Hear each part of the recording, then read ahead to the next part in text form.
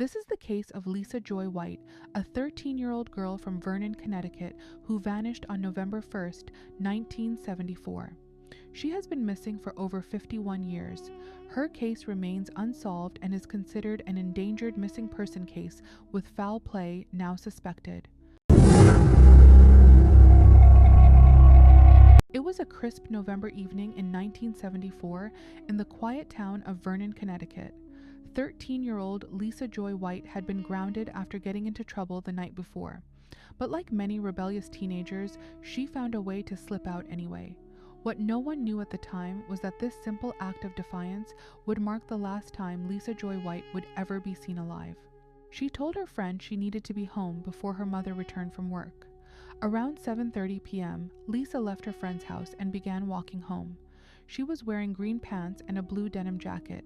She had blonde hair, blue eyes, stood about 5 feet tall, and weighed around 110 pounds.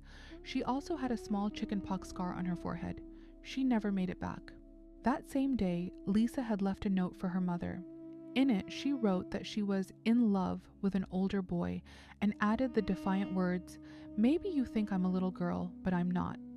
Her sister later confirmed that Lisa had been associating with older boys and even some men. At the time, police treated her disappearance as a runaway case. A rebellious teenager who had been grounded simply running off to be with an older boyfriend seemed like the most logical explanation. But days turned into weeks, and weeks turned into months with no word from Lisa. No sightings, no letters, nothing. The initial runaway theory began to crumble.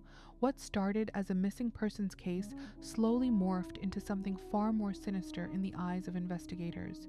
Foul play was now suspected. Lisa's disappearance didn't happen in isolation. She was one of several young girls who vanished from the Vernon and Tolland County area during a chilling 10-year span in the late 1960s and 1970s. Other cases included 13-year-old Deborah Spickler in 1968 and 7-year-old Janice Pocket in 1973. Some of these girls' bodies were eventually found. Others, like Lisa, simply disappeared without a trace. Whether these cases are connected remains one of the haunting unanswered questions. Over the decades, tips have trickled in.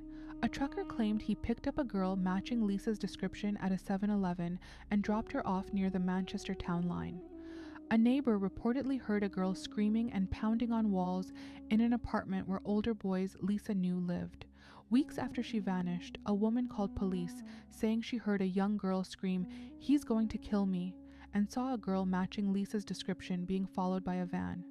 None of these leads ever led to a breakthrough. Lisa's mother, Judy Kelly, never stopped searching or advocating for her daughter.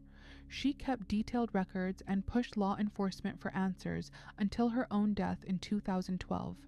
Her other daughter, April Folletti, has carried that torch ever since, speaking publicly and working with authors and investigators to keep Lisa's case in the public eye.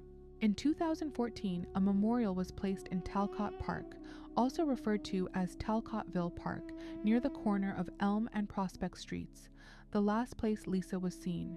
A large stone boulder bears her photo and the inscription, 13 years old, missing from here on November 1st, 1974, gone but not forgotten. It stands as a permanent reminder that this community has not forgotten her. A Tolland County Cold Case Task Force was formed to re-examine Lisa's case along with the disappearances of Deborah Spickler and Janice Pocket. Investigators have received dozens of tips, conducted searches, interviewed people, and even developed persons of interest over the years. A combined reward of $150,000 has been offered for information leading to arrests and convictions in these cases. Despite the renewed efforts, Lisa Joy White remains missing. She would be 65 years old today. Age-progressed images have been created showing what she might look like now, but no confirmed sightings have ever been verified. The case file has grown thick with reports, but the central question remains: what happened to Lisa on that walk home? Was she picked up by someone she knew? Perhaps one of the older boys she had been associating with? Did she accept a ride from a stranger that night?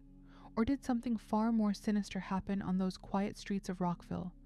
The note she left behind about being in love with an older boy has haunted investigators for decades. Was that boy involved, or was he simply a red herring? The cluster of missing girls in this small area during that era has led many to wonder if a serial predator was operating in Tolland County. Some cases have been solved over the years. Others remain open wounds for the families and the community. Lisa's case sits squarely in that unresolved category. For true crime followers, Lisa's story carries many of the classic elements that make these cases so haunting. A young girl pushing boundaries, a note left behind, a walk home that should have been routine, and a community that has never received answers. The initial assumption that she ran away delayed the recognition that something much darker may have occurred. Today, Lisa's sister, April, continues to speak about her. Authors like M. William Phelps have dedicated episodes and chapters to her case, bringing new attention and generating fresh tips. The memorial in the park serves as both a tribute and a call to action for anyone who might still be holding on to a piece of information from that night in 1974. If you have any information about the disappearance of Lisa Joy White, no matter how small or insignificant it might seem, the Vernon Police Department is still actively seeking answers. You can contact them at 860-872-9126. Tips can also be directed to the Tolland County Cold Case Squad. 51 years later, Lisa Joy White's case stands as a painful reminder of how quickly a young life can vanish and how long the pain can linger for those left behind. A rebellious note, a walk home, and a mother who never stopped waiting. These are the fragments that remain. What happened to Lisa Joy White on November 1st, 1974? Was it a tragic accident, a runaway situation gone wrong, or something far more deliberate and evil? Until someone comes forward with the truth, her family and this community will continue to ask that question. For now, the only certainty is that a 13-year-old girl with blonde hair, blue eyes, and a small scar on her forehead walked out of a friend's house on Prospect Street one autumn evening and stepped into the unknown. She has not been seen since.